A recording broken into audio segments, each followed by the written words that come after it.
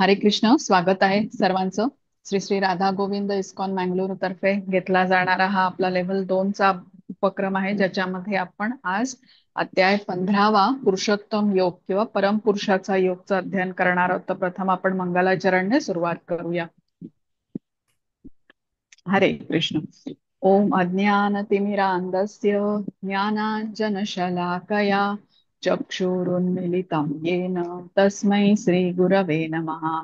श्रीचैतन्यमनोभीष्टं स्थापितं येन भूतले स्वयं रूप कदा मह्यं ददाति स्वपदान्तिकम्। हे कृष्ण करुणा सिन्धो दीनबन्धो जगत्पते गोपेश गोपिका कांत राधा कांत नमोस्तुते।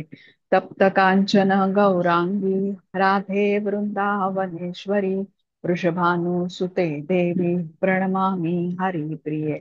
नमः ओं विष्णुपदाय कृष्णप्रेष्ठाय भूतले श्रीमते भक्तिवेदांत स्वामी नामिने। नमस्ते सारस्वते देवे गौरवाणी प्रचारिणे निर्विशेष शून्यवादी पाश्चात्य देशतारिणी। जय श्री कृष्ण चैतन्य प्रभु नित्यानंद श्री अद्वैत गदाधर श्रीवासादि गौर भक्त वृंद। हरे कृष्णा कृष्ण कृष्ण हरे हरे हरे राम राम राम हरे हरे। हरे कृष्ण सर्वांना. सर्वात प्रथम आपण श्रीला प्रभुपाद यांना साष्टांग प्रणाम करूया, ज्यांनी आपल्याला साध्या सोप्या भाषेमध्ये भगवद्गीता समजावून सांगितली आणि त्यांनी लिहिलेल्या सरळ भाषेमुळेच भगवद्गीतेचं ज्ञान आपण ग्रहण करू शकत आहोत. त्यांचे आशीर्वाद घेऊन वर्गाला आपण सुरुवात करूया. श्री श्री राधा गोविंद इस्कॉन मँगलोरचे अध्यक्ष नामानिष्ठ दास प्रभूजी यांना सादर प्रणाम करूया, ज्यांनी हा अभ्यासक्रम बनवला आणि झूमद्वारे सर्वांना उपलब्ध करून दिला. त्यामुळे घरी बसल्या या संधीचा आपण लाभ घेऊ शकत आहोत. अन्वय माताजींना प्रणाम करते, ज्यांनी मला भगवद्गीता शिकवली, प्रत्येक श्लोकाचा सखोल अर्थ समजावून सांगितला. तसंच इस्कॉनच्या सर्व टीमचे धन्यवाद. सर्वांचं परत एकदा सर्व भक्तांचं स्वागत आणि उपस्थित असणाऱ्या सर्व भक्तांना सादर प्रणाम. तर आपण आता अध्याय 15वा सुरू करतो आहे, ज्याचं नाव आहे पुरुषोत्तम योग किंवा परमपुरुषाचा योग. तर हा अध्याय समजून घेणार आहोत आपण आज. आणि या अध्यायामध्ये कृष्ण त्यांच्याबद्दल अशा काही विशेष गोष्टी आपल्याला या अध्यायामध्ये समजणार आहेत कृष्णांच्या बद्दलच्या, ज्या जाणून आता त्यांच्याबद्दलचं आपलं आकर्षण अधिक वाढेल, आपली कृतज्ञता त्यांच्या प्रती अधिक वाढेल. कृतज्ञता म्हणजे ज्याला आपण ग्रॅटिट्यूड म्हणतो. तर अध्याय 14 मध्ये बघा, थोडंसं आपली बरीच गॅप झाली आहे, थोडीशी उजळणी पण करूया आणि मग आजच्या अध्यायाकडे वळूया. तर अध्याय 14 मध्ये जो गुणत्रय विभाग होता, गुणत्रय विभाग योग असं अध्यायाचं नाव होतं. यामध्ये आपण 3 गुणांच्या बद्दल सविस्तर माहिती घेतली: सत्वगुण, रजोगुण आणि तमोगुण. सत्वगुण कसा असतो, तो थोडंसं सुख प्रदान करतो, पण तरीही तो निर्मळ आनंद नसतो. मग रजोगुणातला माणूस कसा असतो, क्रियाशील असतो, सतत काहीतरी कार्य करत राहतो आणि लाभ प्राप्ती करण्याच्या इच्छेने ते कार्य करत असतो. तमोगुणातील व्यक्ती कसा असतो, दुःखी असतो, असहाय्य असतो, कारण त्याला ज्ञानच नसतं. त्यामुळे त्या परिस्थितीतून बाहेर कसं पडायचं हेही त्याला माहिती नसतं. आता हा सारांश होता त्या अध्यायाचा आणि आपण प्रत्येक गुणाबद्दल त्या अध्यायामध्ये विस्ताराने समजूनही घेतलं. आता आपण या भौतिक जगामध्ये आहोत कारण आपल्या काहीतरी इच्छा आहेत आणि या इच्छांची पूर्ती करण्याकरताच आपण शरीर घेतो आणि मग भगवंत 3 गुणांनी युक्त अशी जी प्रकृती आहे तिची निर्मिती करतात, जिथे राहून मग शरीर घेऊन आपण ह्या आपल्या इच्छांची पूर्ती करू शकतो.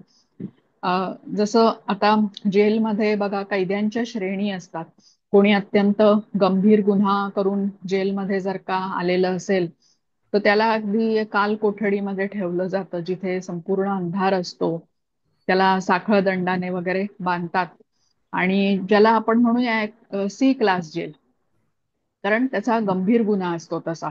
आता तेवढा गंभीर गुन्हा जर का कोणी केला नसेल तर त्याला दुसऱ्या श्रेणीतल्या जे कैदी असतात त्या प्रकारच्या, म्हणजे त्यांना शारीरिक श्रम वगैरे अशा शिक्षा दिल्या जातात जेलमध्ये राहून. त्याहून कमी प्रतीचा गुन्हा करणाऱ्याला जेलमध्ये, ज्याला ए क्लास जेल म्हणू शकतो आपण, जिथे आता सफाई आहे, बागकाम आहे, अशा प्रकारची कामं त्यांना करायला लावली जातात. म्हणजे त्यांचा दंड असेल किंवा जी शिक्षा असेल ती कमी प्रतीची असते. आता बघा, तसंच आता या भौतिक जगाचं आपण बघूया की नरकामध्ये जे जीव जातात मृत्यूच्या नंतर, त्यांना अनेक प्रकारच्या यातना तिथे भोगाव्या लागतात. गरुड पुराणामध्ये त्याची वर्णनं आहेत. जसं सी क्लास जेलमध्ये गुन्हेगार जशा म्हणजे शिक्षा भोगतो, तसं जो अत्यंत गंभीर गुन्हा करून आलेला आहे. आपण नरकापासून वरती आता भूलोक आहे, पृथ्वी लोक आहे. इथे कसं आहे, बी क्लास जेल सारखं आहे, म्हणजे मध्यम प्रकारच्या शिक्षा आहेत. कारण आपण म्हणतो ना, दुःखालयमच आहे हे.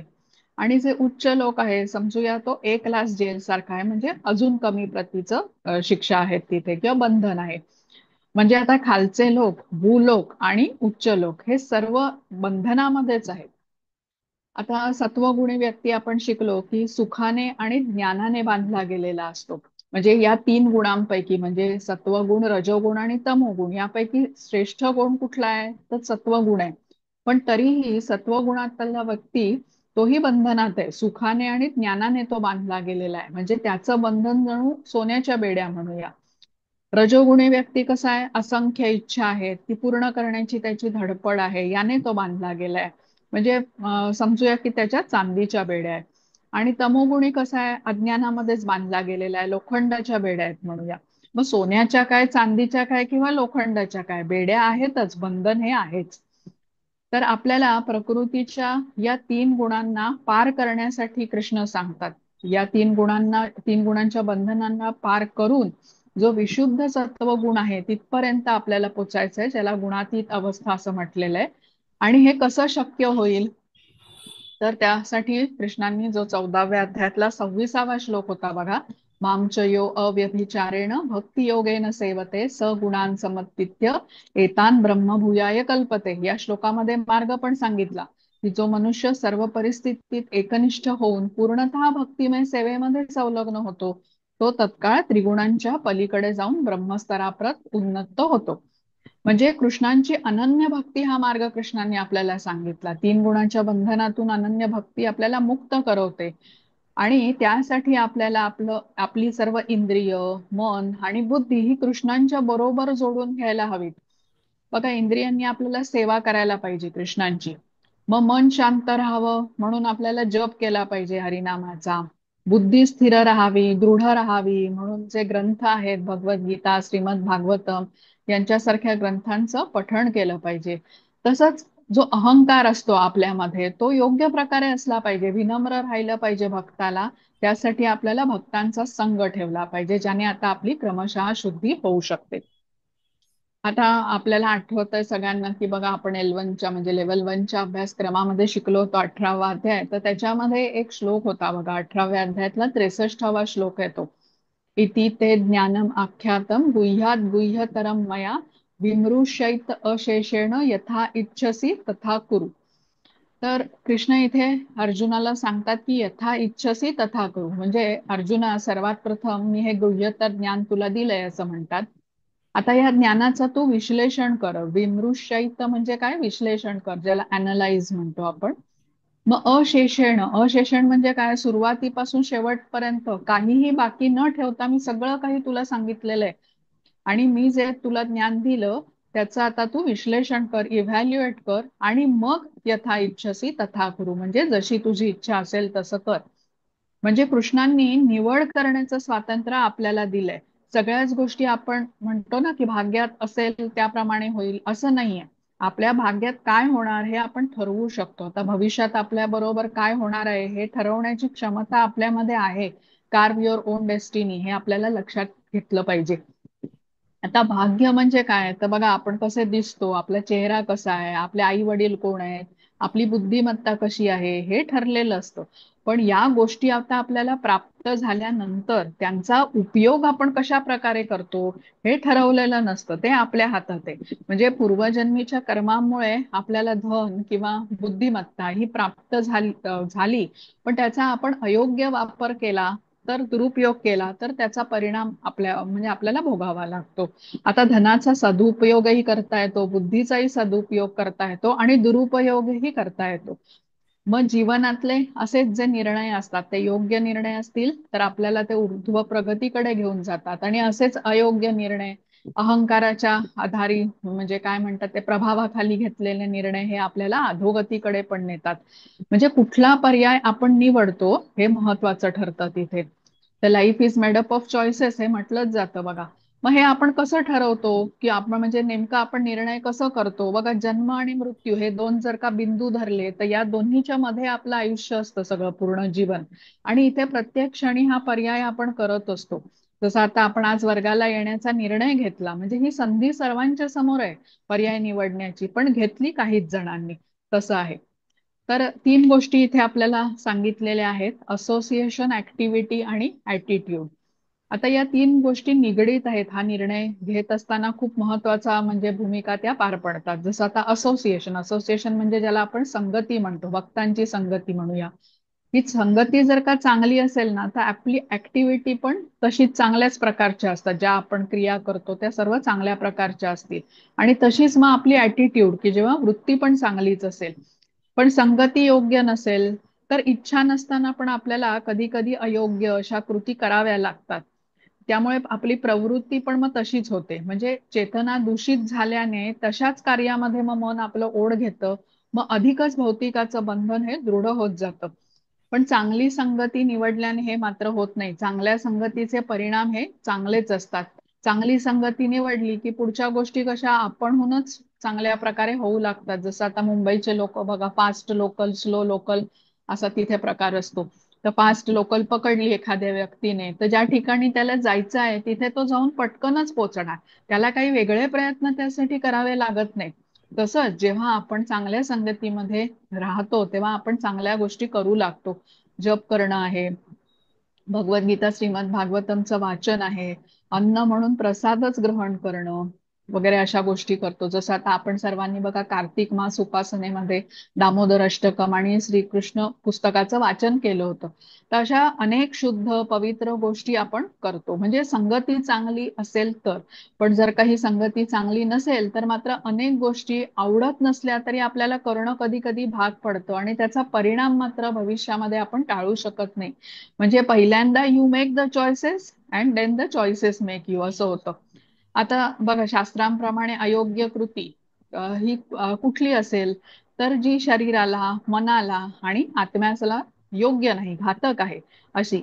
आता शरीरासाठी घातक बघा अनेक गोष्टी आहेत. धूम्रपान करतात लोक काही तर त्याने फुफ्फुसांचा कॅन्सर होतो. दारू पिण्याने लिव्हरवर परिणाम होतो.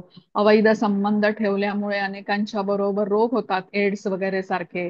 तसंच तंबाखूच्या सेवनाने तोंडाचा कॅन्सर इत्यादी पण होतो. तर श्रीमद भागवतम मध्ये 1.17.38 मध्ये सांगितलंय की द्यूतम पानम स्त्रिया सुना यत्र अथर्म चतुर्विधा. आता द्यूतम, द्यूतम म्हणजे काय? जुगार. पानम म्हणजे काय? मदिरापान. स्त्रिया हा म्हणजे स्त्रियांच्या बरोबर अवैध संबंध, आणि सुना म्हणजे पशुवध. या चार गोष्टींना अधार्मिक म्हटलं गेलेलं आहे. तर या चार प्रकारच्या क्रिया आपल्या जीवनामध्ये समस्याच उभ्या करतात. एका पाठोपाठ एक समस्या उभ्या होतात जर का या चार अधार्मिक क्रियांमध्ये आपण जोडून घेतलं असेल तर. पहिलं म्हणजे बघा, आता कुठलंही पापकर्म करणं हे अत्यंत खर्चिक गोष्ट असते. त्यासाठी भरपूर पैसे खर्च करावे लागतात. आणि अशा गोष्टी केल्याने, अशा प्रकारच्या अधार्मिक गोष्टी केल्याने आपल्याला दुःखही प्राप्त होत असतं. जसं धूम्रपान करणाऱ्याला सतत खोकला येत असतो. मद्यपान केल्याने त्याच्या लिव्हरवरती दुष्परिणाम होतो आणि तसा तो परिणाम झाला तर तो बरा करणं लिव्हरला हे खूप अवघड असतं. म्हणजे पैसे तर खर्च होतातच आणि शारीरिक दुखणं पण मिळतं. आता अहंकाराच्या मुळे असे लोक मान्य करत नाहीत त्यांना दुःख होतंय, हे ही वेगळी गोष्ट आहे. पण या गोष्टी होत असतात. तसंच आता या व्याधीमुळे, शारीरिक व्याधीमुळे हॉस्पिटल, डॉक्टर यांच्या सतत भेटी आपल्याला घ्याव्या लागतात. म्हणजे या अधार्मिक गोष्टी करत असताना आपण कायद्यांचं उल्लंघन करतो कधी कधी. त्यामुळे मग पोलिसांशी पण संबंध येतो. दारू पिऊन गाडी फास्ट चालवल्याने अपघात होतो. गाडी नियंत्रणाच्या बाहेर जाते म्हणजे स्वतःच्या जीवनालाही धोका, इतरांसाठी पण धोका. आणि त्यामुळे अशा गोष्टींमध्ये पोलिसांशी संपर्क येतो. मग तो जुगार असेल, अवैध संबंध असेल, या सर्व अधार्मिक गोष्टींचा संबंध कधी ना कधीतरी त्या लोकांचा पोलिसांशी हा येतोच. आता या सर्व अधार्मिक गोष्टींपासून दूर राहण्यासाठी श्रीला प्रभुपादांनी इथे इस्कॉन मध्ये बघा आपल्याला ABCDE हे 5 गोष्टी पाळायला सांगतात. त्यातलं ए म्हणजे काय आहे, तर असोसिएशन. असोसिएशन म्हणजे संगती, जिथे सर्व भक्तांबरोबर जोडून आपण अनेक प्रोग्राम्स करतो. जसा जप असेल, पुस्तकाचं वाचन असेल, कुठला उत्सव साजरा करायचा असेल, किंवा कुठला जसा आता हा आपला अभ्यासक्रम आहे, हे आपण अनेकांच्या बरोबर एकत्र करतो. बी म्हणजे काय, भगवद्गीतेसारखी पुस्तकं, बुक्स ज्याला म्हणूया, श्रीमद भागवतम यांचं आपण वाचन करतो, यांचा अर्थ समजावून घेतो. मग सी म्हणजे काय, चॅन्टिंग, जप करणं. डी म्हणजे डिव्होशनल डाएट किंवा प्रसाद ग्रहण करणं. त्याच्यानंतर ई म्हणजे एंगेजमेंट, म्हणजे सेवा करणं. अनेक प्रकारच्या आपल्याला सेवा माहिती आहेत. आणि मुख्य म्हणजे आता या सगळ्या गोष्टी कशा आहेत, निशुल्क आहेत. बघा आपण अधार्मिक गोष्टी काय म्हटल्या, की पापकर्म करणं हे अत्यंत खर्चिक गोष्ट आहे, भरपूर पैसे खर्च करावे लागतात. पण या सर्व गोष्टी ज्या मी आता तुम्हाला सांगितल्या, या सगळ्या निशुल्क आहेत. त्यामुळे कृष्णांच्या भक्ताला त्या भक्ताच्या सवयी शुद्ध असल्याने अशा खर्चिक गोष्टी करण्यासाठी त्याला गरज पडत नाही, आवश्यकता पडत नाही. भक्ती करण्यासाठी कुठलेच पैसे द्यावे लागत नाहीत. आणि भक्त हे नेहमी शास्त्राला अनुसरून वागत असतात. त्यामुळे जीवनामध्ये ते आनंदाचा अनुभव घेतात. आपण शिकलो होतो ना भक्तियोग कसा आहे, 9व्या अध्यायामध्ये आपण शिकलो होतो बघा, नाही 8व्या अध्यायामध्ये, सुसुखम कर्तुम अव्ययम, म्हणजे सुख प्रदान करणारा हा मार्ग आहे. तर आपण भौतिक दुःखातून मार्ग काढण्यासाठी अ, म्हणजे कुठे गुरूंचा आश्रय घेतो, गुरूंकडून हे ज्ञान घेतो, की या भौतिक जगातून मला जर का सुटका करून घ्यायची असेल तर मला काय केलं पाहिजे. आणि अभक्त असतात, जे पापकर्म करत असतात, ते बघा वारंवार कुठे जातात, आपल्या व्याधींचं, शारीरिक व्याधींचं म्हणजे आपल्याला बऱ्या व्हाव्यात म्हणून तर त्या डॉक्टरांकडे जात असतात. भक्तांचा संबंध पोलिसांशी नाही तर इतर भक्तांशी येतो नेहमी, जो प्रगतीसाठी अत्यंत आवश्यक असतो. आणि जो इंद्रिय तृप्तीचा, शास्त्राच्या नुसार जो अधार्मिक मार्ग म्हटलेला आहे, तो अधोगतीकडे नेणारा आहे. पण हे निवड करण्याचं स्वातंत्र्य मात्र प्रत्येक व्यक्तीकडे. हा पॉइंट खूप महत्वाचा आहे. म्हणजे शास्त्रामध्ये काय सांगितलं आहे हे जाणून, शास्त्र म्हणा, वेद म्हणा, हे सर्व भगवंतांपासूनच आलेत बघा. धर्मम तू साक्षात भगवत प्रणीतम म्हणतात. भगवंतांची वाणी आहे, त्यांचे शब्द आहेत हे. आणि भगवंतांनी सांगितलेल्या धर्मानुसार आपण आचरण जेव्हा करू तेव्हा जीवाची कुठलीही हानी होत नाही. शरीर, मन, आत्मा यासाठी हे आचरण पोषक असतं आपलं. तर हे ज्ञान आपल्याला शास्त्रांच्या द्वारे मिळतं. आता अर्जुनाने बघा कसं भगवद्गीतेमधून ज्ञान प्राप्त केलं, भगवंतांच्या वाणीमधून प्राप्त केलं. महाराज परीक्षितांनी श्रीमद भागवतम मधून ज्ञान प्राप्त केलं. तर हे ज्ञान कसं आहे, दिशादर्शक आहे. दिशादर्शक म्हणजे आपल्याला कुठे जायचं आहे, कुठच्या दिशेने वाटचाल करायची आहे, याचं सूचक ज्ञान आहे. तर जसं कोणी आता बघा एखादं जहाज वगैरे महासागराच्या मध्यभागी अडकलं असेल आणि त्यांच्याकडे कंपस असतो, आणि त्या कंपस वरून त्यांना ती दिशा कळते, कुठे जायचंय हे कळतं. तसंच हे शास्त्र आपल्याला ती दिशा देतं. आता हे ज्ञान आपल्याला म्हणजे हे ज्ञान आपल्याला सगळं शास्त्रामध्ये मिळतं. आणि आपली जेव्हा इच्छाशक्ती जी असते ना, आध्यात्मिक दृढता म्हणतो, त्याद्वारे आपल्याला हे ध्येय गाठायला मदत होते. म्हणजे रस्त्यामध्ये किती अडीअडचणी आल्या, प्रलोभने आली मायेची, तरीही आपण ते ध्येयाकडे वाटचाल करत राहतो. आता बरेच लोकांना बघा योग्य काय हे माहिती असतं, ज्ञान असतं त्याचं, पण ते तरीही करू शकत नाही. इथे काय असतं, इथे इच्छाशक्ती नसते, लॅक ऑफ विल पॉवर. आध्यात्मिक प्रगती करण्यामध्ये त्यामुळे मनुष्य कुठेतरी मागे पडतो. तर हे रजोगुणाच्या लक्षण म्हणजे प्रभावाने होत असतं. तर काहींना अयोग्य अयोग्य ह्याचं काही जाणच नसते, तो तमोगुणाचं लक्षण आहे. पण आता जो सत्वगुणी होता, आपण कसं म्हटलं, त्याची लक्षणं जाणत असताना की तो योग्य अयोग्याचा भेद करू शकतो. तो योग्य जाणतो आणि योग्य करतो, पण योग्य दिशा पकडून त्याच्यावरती चालतो. योग्य जाणतो, कसं जाणतो तो, तर भगवद्गीता, श्रीमद भागवतमच्या ग्रंथांच्या द्वारे तो हे ज्ञान घेतो. मग योग्य करू कसा शकतो, त्याच्या इच्छाशक्तीमुळे करतो. इच्छाशक्ती कुठून येते त्याला, तर तो जप करतो. जप केल्याने बघा शांतता येते, धैर्य येतं, दृढता येते, स्थिरता येते त्या म्हणजे तो निर्णय पालन करण्यामध्ये. आणि योग्य त्या मार्गावर चालायला म्हणजे चालण्यासाठी तो अशा प्रकारे त्याची संगत जी असते भक्तांची ती पण त्याला मदत करते.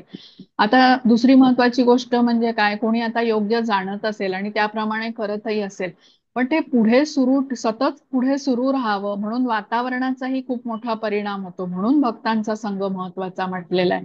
भक्तांच्या संगतीमध्ये जे शुद्ध वातावरण असतं हे खूप महत्वाचं ठरतं आणि अशा प्रकारे भक्त प्रगती करू शकतो. तर आता हे सगळं ज्ञान आपल्याला ज्ञानयोग म्हणजे हे जे शेवटचे 6 अध्याय आहे ह्याच्यामध्ये आपल्याला हे मिळणार आहे.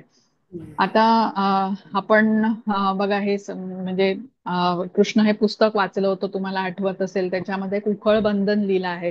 म्हणजे कृष्ण बालक असताना बाललीला करायचा आणि त्याच्यामध्ये माता यशोदा त्याला उखळाला बांधते.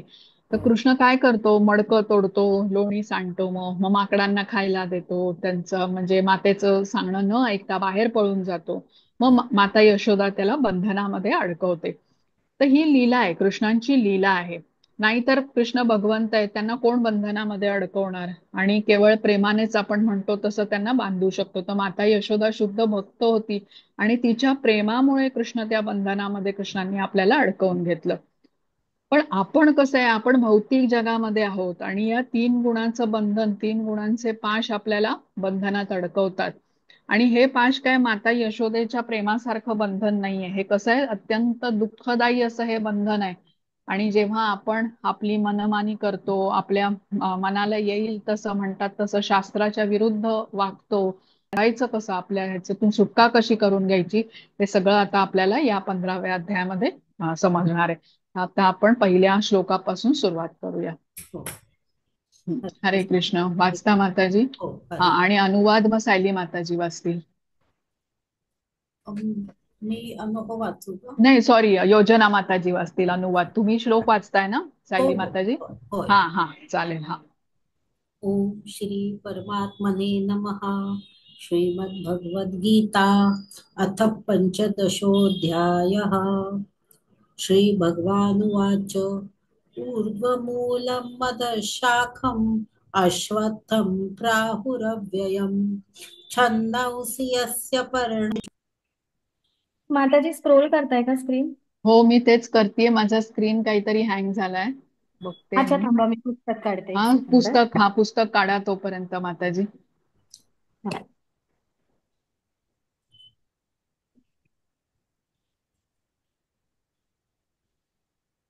श्री भगवान म्हणाले, असा एक शाश्वत वटवृक्ष आहे ज्याचे मूळ वर आहे आणि शाखा खाली आहेत आणि पाने वैदिक मंत्र आहेत. जो या वृक्षाला जाणतो तो वेदांना जाणतो. हरे कृष्ण. हा, हरे कृष्ण. आता इथे आपल्याला बंधनाबद्दल कृष्ण सांगतायत की जे भौतिक जगामध्ये आपल्याला गुरफटून टाकतं ते बंधन, आणि या बंधनाची तुलना या श्लोकामध्ये वटवृक्षाशी किंवा अश्वत्थ वृक्षाशी केलेली आहे. आता हा अश्वत्थ वृक्ष कसा असतो, ज्याचा आपण बघितलं तर एवढा विस्तार असतो की त्याचा आदी नाही, आपल्याला अंत कळतच नाही, समजत नाही. अत्यंत मोठा वृक्ष असतो. कधी पार्कमध्ये वगैरे किंवा कधी रोडच्या साईडला आपण असा अश्वत्थ वृक्ष बघितलेला आहे. खूप मोठा विस्तार असतो, अनेक त्याच्या पारंब्या असतात. तर त्याची तुलना या भौतिक जगाशी केलेली आहे. आणि या भौतिक जगामध्ये सकाम कर्मी आहेत बघा. सकाम कर्मी म्हणजे कोण, की जे कर्म करतात, लाभप्राप्तीच्या हेतूने कर्म करतात. मग कर्मफळ त्यांना प्राप्त झालं की ते भोगतात, परत कर्म करतात, परत फळ भोगतात. हे चक्र त्यांच्या जीवनामध्ये सुरू राहतं. आणि कर्मफळ भोगण्यासाठी असे अनेक जन्म आणि अनेक मृत्यूमध्येच ते अडकून पडतात. जसं आता या अश्वत्थ वृक्षाच्या एका शाखेवरून दुसऱ्या शाखेवरती जीव फिरत राहतो, इथून परत तो तिसऱ्या शाखेवरती जातो. म्हणजे असे एका पाठोपाठ एक तो शरीर धारण करत राहतो. जसा या अश्वत्थ वृक्षाचा अंत नसतो, तसंच या जीवाच्या इच्छांचा, वासनांचा अंत नसतो. त्यामुळे या भौतिक वृक्षरूपी जगतामध्ये तो जीव अडकून जातो आणि त्याच्या मुक्तीची शक्यताच नसते असं म्हटलेलं आहे. आता इथे श्लोकामध्ये तुम्ही बघितलं तर पहिला शब्द आहे ऊर्ध्वमूलम अधशाखम. ऊर्ध्वमूलम अधशाखम म्हणजे काय, की असा वृक्ष ज्याची मुळं वरती आहेत आणि शाखा खाली आहेत. आता असा वृक्ष प्रत्यक्षात जरी अस्तित्वात नसला तरी एखाद्या जलाशयाच्या काठी असलेल्या वृक्षाचं जलाशयामध्ये प्रतिबिंब मात्र आपल्याला हे असंच पडलेलं दिसतं, उलट्या स्वरूपाचं. या प्रतिबिंबासारखंच हे भौतिक जग आहे, जे आध्यात्मिक जगाचं प्रतिबिंब आहे किंवा प्रतिकृती आहे म्हणूया. तर आध्यात्मिक जगात जे काही असतं ते सगळं भौतिक जगामध्ये पण आहे. पण कशा स्वरूपात आहे? अशुद्ध स्वरूपात आहे, विकारयुक्त स्वरूपात आहे.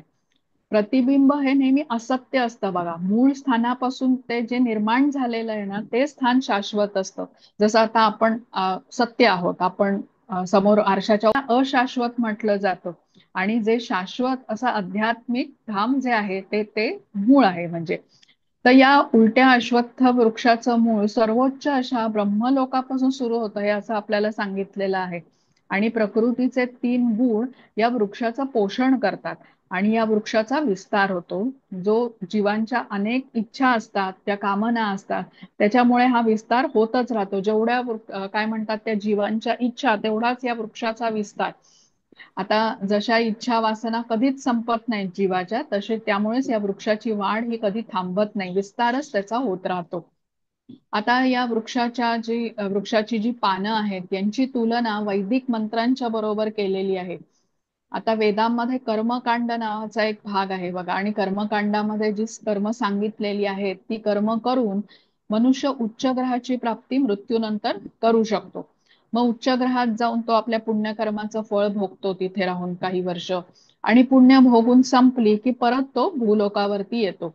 म्हणजे पृथ्वी ते उच्च ग्रह, उच्च ग्रह ते पृथ्वी, हे चक्र सुरू राहतं. म्हणजे भौतिकातच तो अडकून पडतो, भौतिकातून त्याची सुटका होतच नाही. तर जशी ही झाडाची पानं झाडासाठी अन्न तयार करून झाडाची वाढ करतात, तसंच कर्मकांडाने व्यक्ती अधिकाधिक ह्या भौतिक जगामध्ये अडकत जातो, म्हणजे गुरफटत जातो. आणि यात हे बंधन सोडवणं हे त्याला अगदी कठीण होऊन जातं. हे आता आपण पहिल्या श्लोकामध्ये बघितलं. आता आपण दुसऱ्या श्लोकाकडे जाऊया. हो. हा, हरे कृष्ण. अधश्चोर्ध्वं प्रसुता तस्य शाखा गुणप्रवृद्धा विषयप्रवालाः अधश्च मूलान्यनुसन्ततानि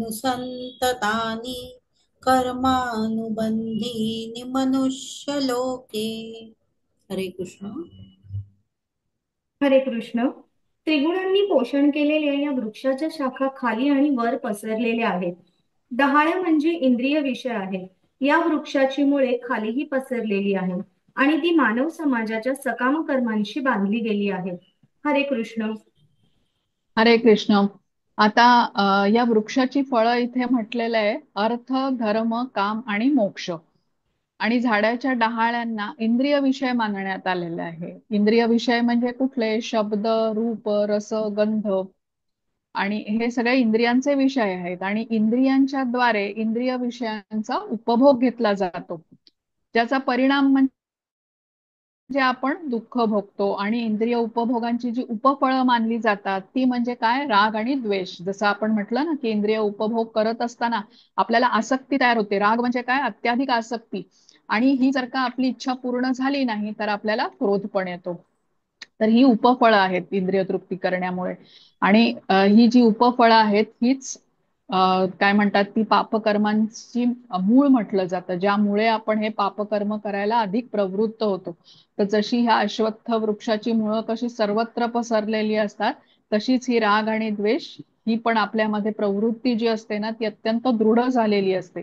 आता या वृक्षाचं जर का चित्र तुम्ही आठवलं किंवा जे आज मी ग्रुपवरती जे टाकलेलं आहे, हो. आणि लेवल 1 ला पण आपण ते उलट चित्र बघितलं होतं बघा. तर त्याच्यामध्ये आपल्याला आठवेल की प्रकृतीचे जे गुण ज्या ठिकाणी अधिक प्रमाणात आहेत त्या प्रकारच्या जीवांच्या प्रजाती त्या ठिकाणी आढळतात. म्हणजे आता वृक्षाचं जर का चित्र आठवलं तुम्ही, वृक्षाच्या वरच्या भागात म्हणजे जे मूळ आहे त्या मुळाच्या जवळ देवता, गंधर्व, यक्ष अशा जीवयोनी आढळतात. मधल्या भागामध्ये मनुष्य आणि खालच्या भागामध्ये प्राण्यांच्या विविध प्रजाती आढळतात. हा, तर हे आपल्याला लक्षात ठेवा. इथे आपण जरा तात्पर्य वाचूया, त्यामुळे आपल्याला जरा अधिक व्यवस्थित प्रकारे समजेल. योजना माताजी वाचता तुम्ही दुसऱ्या श्लोकाचं तात्पर्य. पूर्ण वाचायचंय माताजी? हा,